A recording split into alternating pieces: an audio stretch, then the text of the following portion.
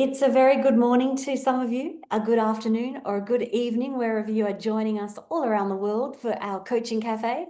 Welcome to the Coaching Cafe. My name is Natalie Ashdown from the Open Door Coaching Group, and I am joined by Bridget Calvert, our wonderful Learning and Development Manager. Hello, Bridget. Hello there, Natalie. Nice to see you. Well, sorry, B, I cut you off already. No, I said nice to see you. Well, welcome everyone. Today we are talking about the new ICF Core Competencies. They have only just been released last week. And there is one word that is creating concern amongst the community. We will discuss that today as well. Before we begin, let me acknowledge the traditional owners, the custodians on the lands on which we all meet today, and their continuing connection to the land, waters, and communities of Australia and the lands from all around the world where you might be joining us today. We pay our respects to them and to their elders past, present and emerging, and elders from Indigenous communities from all around the world. Whether you're joining us live or on your favourite streaming service, we welcome you. So today, our agenda, we want to talk about the newly released ICF Core Competencies, tell you about the update. We want to talk about the guiding principles and competencies that have been updated, but also a little insight to one word that is causing concern amongst the community. I will tell you what that word is. Welcome, Robin from California and Brett from Wellington again. If you are new to the Coaching Cafe, welcome. We are all about creating a community, sharing learned experiences and having thought-provoking conversations together. If you are a regular, welcome back. You know we love to come together with you at this time, either live or on your favorite streaming service. So welcome, it's great to have you. And if you are interested in your ICF CCEs, they are available for you at the end of the session if you are listening to this session live. Let's get into our agenda. We have lots to share with you. And first of all, I want to give you the background to the updates. So the ICF Core Competencies were updated just recently. The last update, some of you may remember a Coaching Cafe back in 2019, where we discussed the updates to the core competencies then, and they were very significant. So this update is not as significant, but it does have some key things that we need to be aware of. So the ICF do what's called a job analysis for coaching, and the 2025 job analysis was conducted, and the global coaching job analysis. It's a rigorous process for those of you who are interested. It uses a variety of evidence-based methods and techniques to collect the data, including journals and references and publications, etc. And it also includes data collected from 3,000 coaches worldwide as well to inform what does the job of a coach look like. So the objective of the actual update was, and the process that they went through was to understand how coaching practices has evolved since the last survey, the last update. Well, there's surveys every year, but the last update to the ICF Core Competencies done back in 2019. And that was the objective. The aim is actually to identify any new competencies that are now essential for coaches to have as part of our competency toolkit, to determine what is no longer relevant given the way that our profession is going and the future of our profession, and also to revise those existing competencies. Now, remembering that the last update was very significant, this is a great opportunity, 5, 6 years on, to revise them and to see if there's any existing updates that are required. So quite a rigorous process, and very strong aims about thinking about what is the job of a coach, the global competencies moving forward. So to let you know, there was no new main competencies introduced, but there was 5 new sub-competencies introduced. There's revisions to 11 of the existing sub-competencies, there's one competency definition that's been updated, and there's also been an added glossary of terms as well. So there's enough in there for us to go, okay, we need to have a good look at this. And what I would like to share with you, and that's why I've asked Bridget to come along, our newly awarded MCC coach, to discuss the competencies with us. We will go into as much detail as we can, and of course, we'll answer your questions if you have any, pop them into the chat box. But let me give you an overview of the big ticket items that we're focusing on. So first of all, one of the big ticket items that were introduced into the ICF Core Competencies for 2025, the new competencies just released, is the concept of our professional development as coaches and working with a supervisor or a mentor as needed. So you might be aware that over the years, the idea of coaching supervision and coaching mentors has become really strong. And actually now it's been built into how we consider ourselves as professional coaches. So something to really think about in terms of our professional development, how we're moving forward. It says as needed, which I'm happy to see. And I'll show you the actual core competency where it's written in, but quite a big update to include the concept of supervision and mentoring. The second one, which we're going to smile at, Bridget, because with our new iteration of the Certificate for Workplace and Business Coaching back in December 2024, so we're in the new program now, we introduced the strong need for coaches to be aware of the use of technology. And of course, we've run coaching cafes on the use of AI and different technologies in coaching. This year in particular, we've done updates on the use of technology. Well, guess what?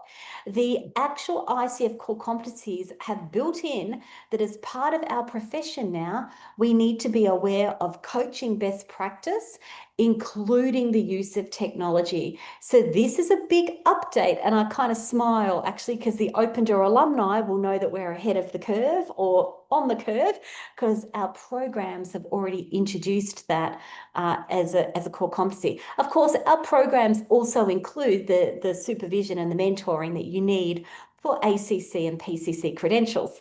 So for those of you that are alumni thinking, what about my program? And what about my post-nominal? What about my qualification? Am I going to be covered? The answer is actually yes.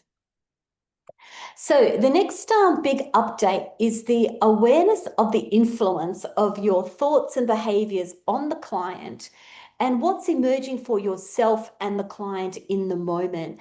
And I do like this one, Bridget. I'll get your opinions once we look into the detail as well.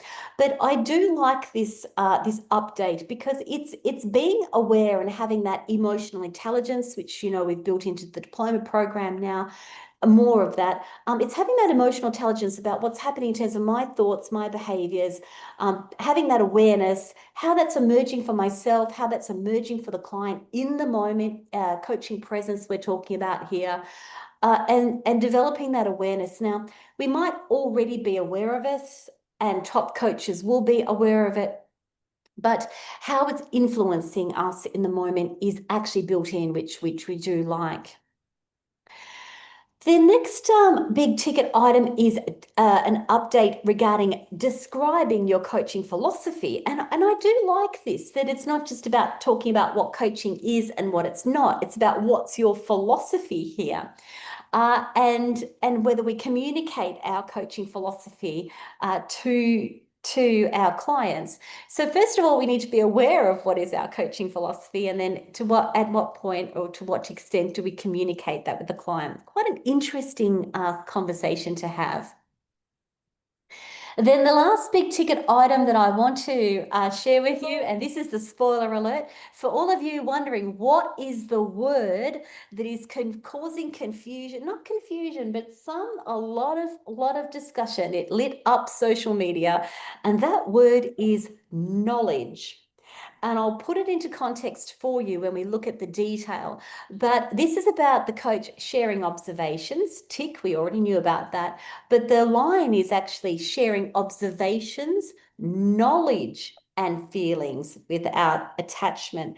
And it is the word knowledge that everyone is is curious about, I think. And as I said, there's a lot of concern about this use of the word knowledge. And of course, that's why I have Bridget here so we can discuss this as well.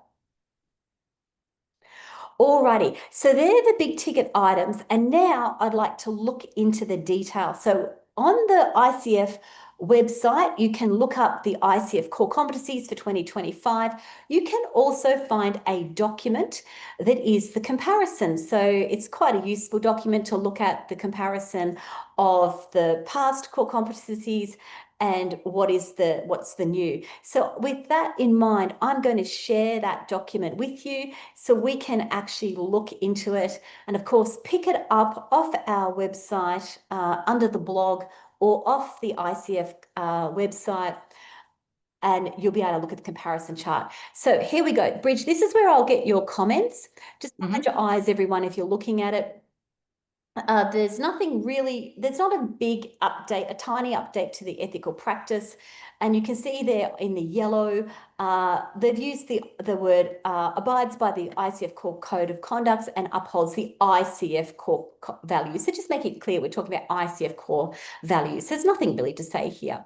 But look at this, Bridge. What do you think about the new definition under competency number 2, and I know we've got a lot of time to go into every single thing, but under competency number 2, embodies a coaching mindset. The definition has been updated to say, so previously it was develops and maintains a mindset that is curious, open, curious, flexible, and client-centered. We loved that iteration back in 2019. We thought this is what we're talking about, developing a coaching mindset. Now, in 2025, we have engages in ongoing professional learning, personal and professional learning, and development as a coach. So engages in ongoing professional and personal and professional learning and development as a coach. Works with coaching supervisors or mentors, coaches as needed. Bridge, your comments, please. I think quite simply, this is the contribution here is around how do we do that? So if we're developing and maintaining a mindset that is open, curious, flexible, and client-centered, how are we going to do that? So this new definition allows us to really engage with this is what it would look like. This is how we show up. This is how we are able to develop and maintain our mindset. So it's just specificity, clarity around how we do that. I like what you say there, Bridge. And also, it's a reminder to us as professionals that we need to be engaging in our ongoing professional development. It was already written into the competencies, but now it's a lot clearer and gives acknowledgement to the idea of coaching supervision and that we can all have mentors that we're learning from in order to increase our competency, both personally and professionally. So I do like it. And of course, then I'll flag to everybody under here, under the embodies the coaching mindset. Sorry, we've got a chat. Let me just grab that comment in the chat. Yes, Lisa says it's a great improvement. I agree with you, Lisa. I don't mind it being built in. Actually, when I say I don't mind it, I do like that that's been built in now. So even myself, as an MCC, and Bridget now as an MCC, we will still be doing mentoring to continue to develop our professional practice as well as needed as we go along. Now we have built into the coaching mindset that awareness of the current coaching best practice and also the current use of technology. So absolutely, I think this is a very important iteration in my opinion. We'd already built it, as I said, into the certificate for workplace and business coaching because it's an emerging need for coaches. Bridge, I'm guessing that when you hear the word use of technology, you might be shuddering a little bit, but You know, I would. everyone knows that you've said your abilities around technology. But what do you Not my think? greatest strength. But what do you think about when we talk about coaching best practices, use of technology? Look, I think it's really important. We're in 2025, and there's technology is becoming more and more a part of what we do and how we operate. So I think it's really important to clarify here what ongoing learning and development actually means as a coach. And certainly, the use of technology is real, and it's current. And it's everywhere. So it's important that it can really support us and making sure that that's done in an ethical way. Yes, I absolutely agree with you. The next one under coaching mindset is the use of the word biases. So remains aware of and open to the influence of biases, context and culture on the self and self other. I like the introduction of the word biases. I think it highlights a very important element that's going on under the surface for us, not just context and culture.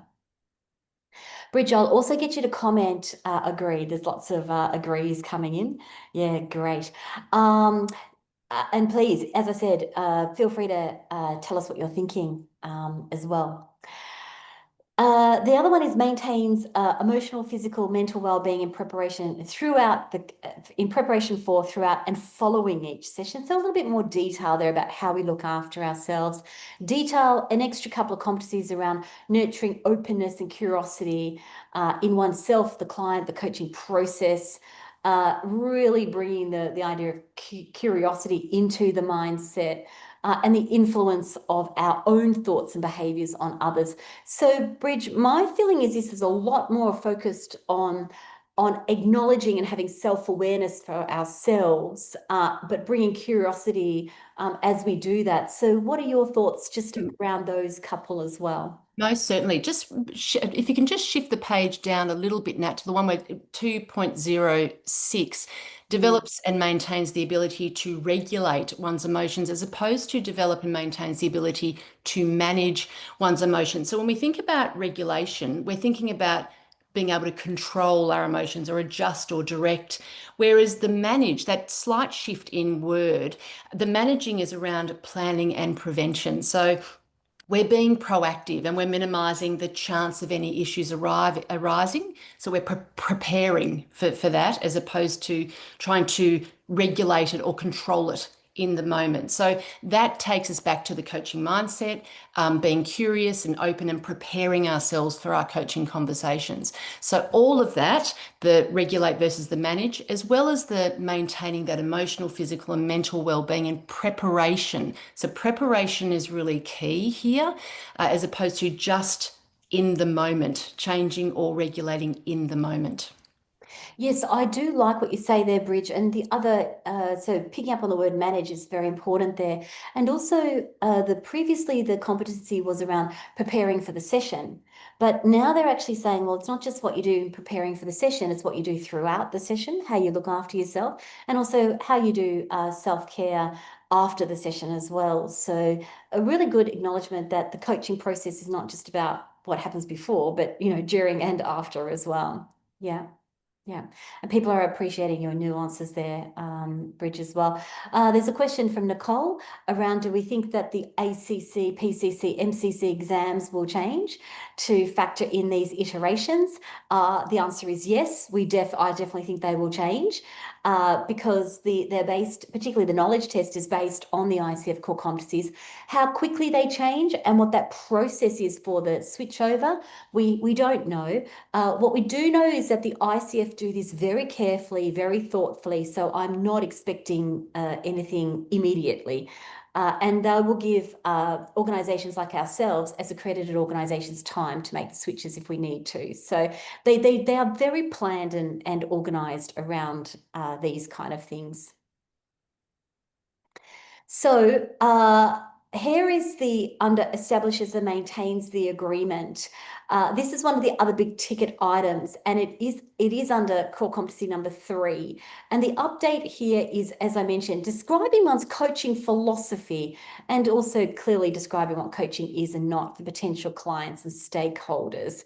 Mhm. So there's a couple of changes to the wording, but describing one coaching philosophy. B, I'm keen to get your opinion on this. I like it I actually. do too. It's kind The of way what, I yeah. approach this idea is around we're explaining what coaching is and what it's not, and process is really for me, quite task driven, whereas the other one, describing one's coaching philosophy, is more relationship driven as far as I'm concerned. So it's really about connecting with not only what coaching is and what it's not, and the process, which is obviously really important, but also, what do I bring to the coaching relationship and how will I approach our conversations and our coaching relationship? And that's all enveloped in that coaching philosophy. So you're not only getting the task part, but you're getting who I am as a coach as well.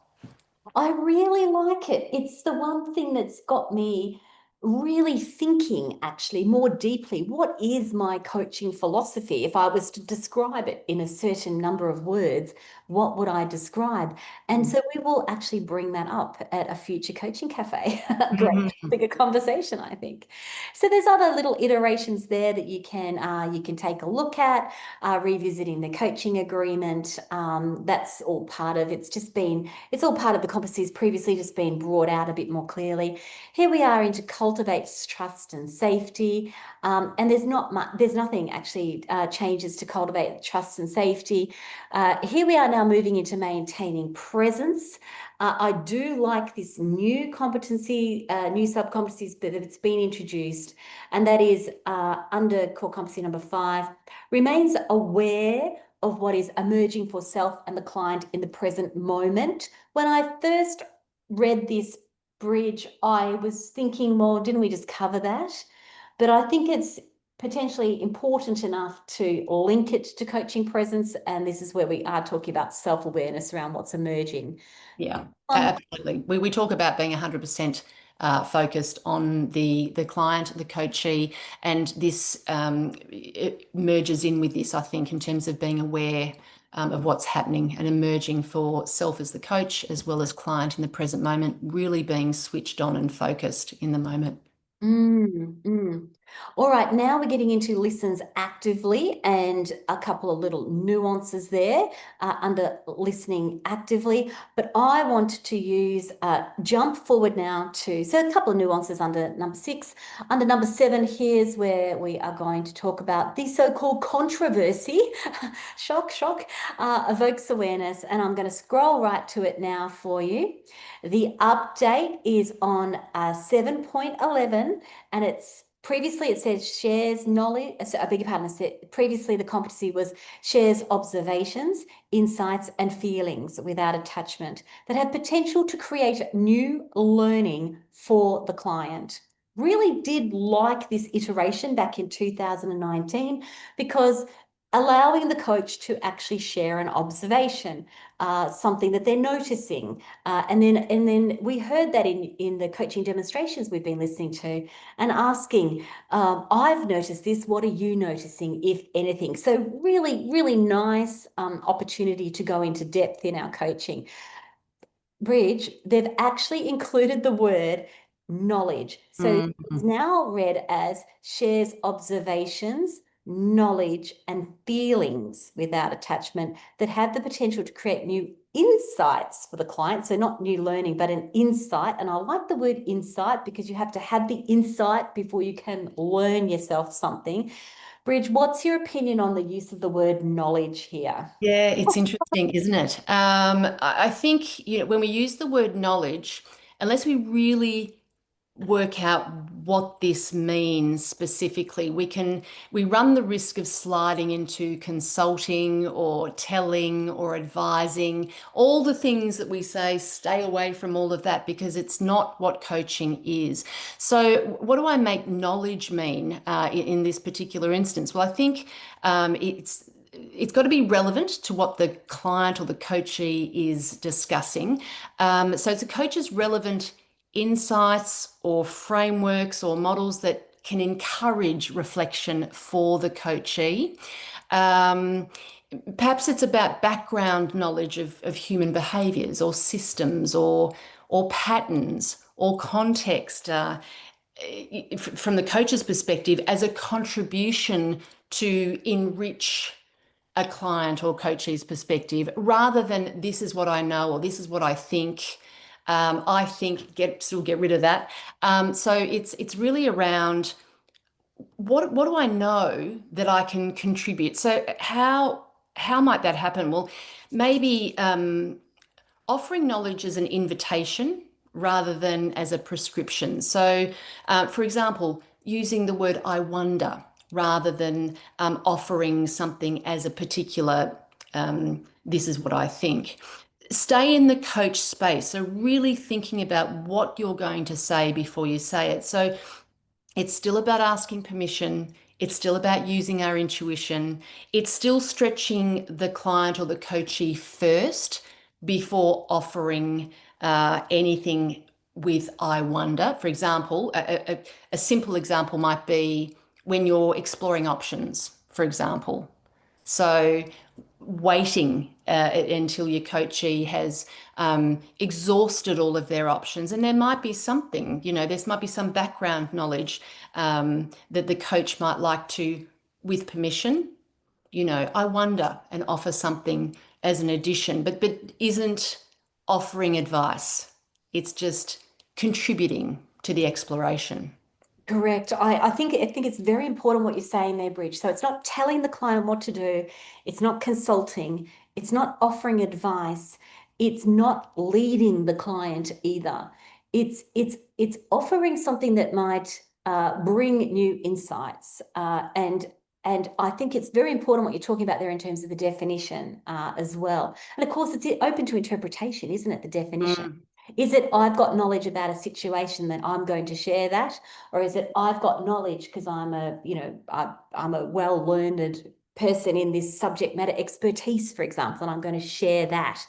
I've got knowledge of executive clients and the things that they go through in their first 100 days of a new role. I'm going to share that knowledge. So it's what are we talking about when we talk about knowledge? I think is what you're hitting on there as well, Bridge. yeah.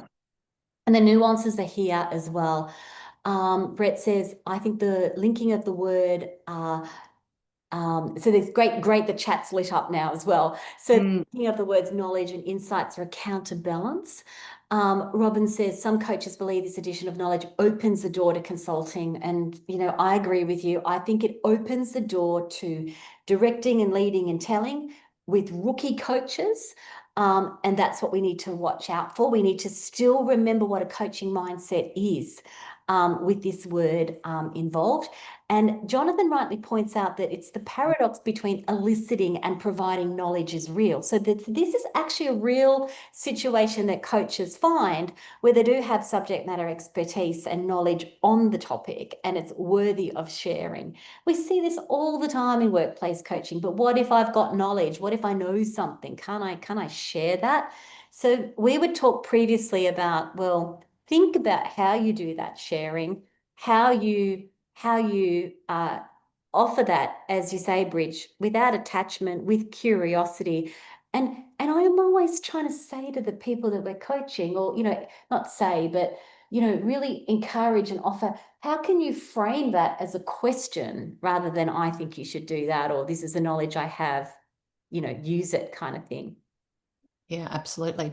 And I think Lisa says there, can anyone think of a good example since we're live and interactive? I think there's a couple. So first of all, I think the idea around exploring options with a client as to what they Mm. might do to move one step forward towards what they're wanting to achieve. So we're really stretching their thinking, staying out of the space and making sure that we are eliciting from them what they know, what they could do, using all a good, really great variety of options questions rather than us jumping in with any knowledge that we might know or advice that we might have, or this is what I think, or have you tried this? Some of the closed questions can also suggest that we're offering advice because I've got this burning desire to say something. So we're making sure that we are not doing that. But it might be when you've exhausted all the options, it might be, I wonder. You start with, I wonder if, and there might be something. I think storytelling is a really great way, perhaps, of rather we always keep ourselves out of the conversation, but there might be a story. Once upon a time, there might have been somebody that was in a similar situation as the person that you're communicating with, that you're coaching with. So, so that storytelling might support the client to consider options or ideas without expressing, this is what I think, or this is how I want to guide you down a particular direction, as an example. Yeah, I like that example. And Sarah's picked up on a good example in our Cert 4 too, where we might provide our knowledge about personality types. So we're aware that different people learn differently, that people have different personality types. And given that, I wonder, as Sarah said, I wonder what your preference might be. Are you more introverted or introverted? And knowing that now, how does that impact what we're talking about? Or knowing that, how does that impact the way you think about the other person? Those kind of things where you might share a bit of knowledge about a topic, but then you're turning it into a sentence, turning it into a question to raise that insight.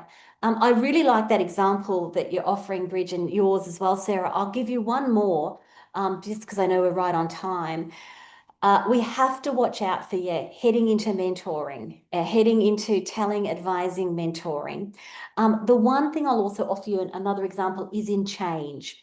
So we know from a change point of view, if you go back to Cotter, 8 steps for leading change, we know that forming a powerful coalition is very important to the change process, that you have a strong set of people around you that are the powerful coalition that's going to help you move this change forward. So the difference for me in knowledge is if I start talking about Cotter's change process, as opposed to asking it in a question. So it's in what form am I giving my knowledge here?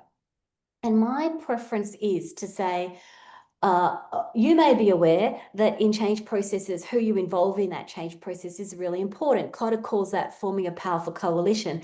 So if you were to think about who needs to be part of the change process, who would you think about?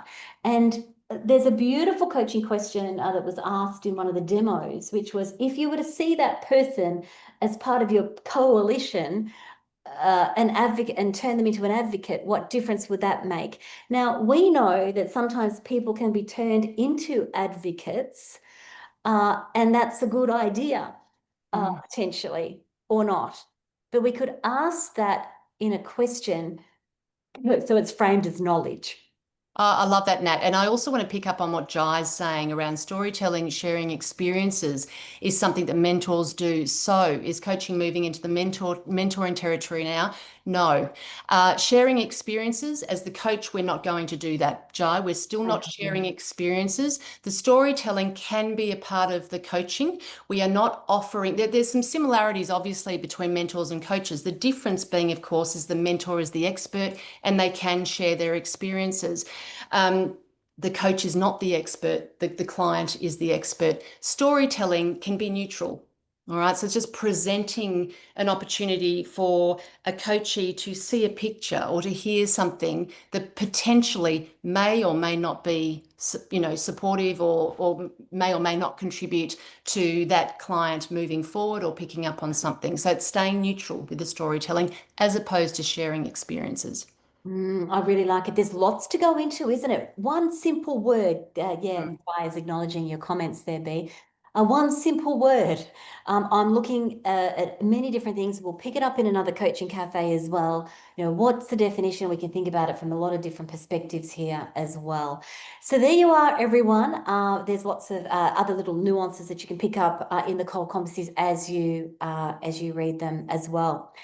So there you are. We have given you a fast and furious overview of the detail, the things that we are interested in, the things that we think are causing concern amongst the community, and for what it's worth, our opinions on the updates, which I think are very positive, and something worth really looking into the detail around. So there you go. We are right on time. So as we've mentioned, a lot of what's in the new or core competencies are included in our Cert 4 and our diploma. So reach out to us if you are interested in that. Now, I have a quick request for you. As you know, our coaching cafes are offered free of charge as a service to the community to bring those thought-provoking conversations together. And this month only, I would like to offer you that if you think you are getting value out of our coaching cafe, for 1 month only, we are asking you to consider a donation. That donation is because World Mental Health Week is coming up next week. I am doing the 1 Foot Forward Challenge for the Black Dog Institute. It's a 250-kilometre walk throughout October, so clock your kilometres throughout October. And I would just like to say, if you think you are getting value out of the Coaching Cafe, the QR code is there available on the screen, and it will be on our blog. And we've never asked for anything in return, but this might be a great opportunity for World Mental Health Week, which is next week, if you'd like to make a donation to the Black Dog Institute. And if I hit a certain target, I get a t-shirt. So I would like the t-shirt. Yeah. All right, everyone. Thank you for your involvement. Thank you for your opportunity to discuss these great iterations. As we always say, thank you for joining us. And by all means, make sure that you are enjoying your coaching as you're deeply thinking about your ICF core competencies. Thank you for joining us this week.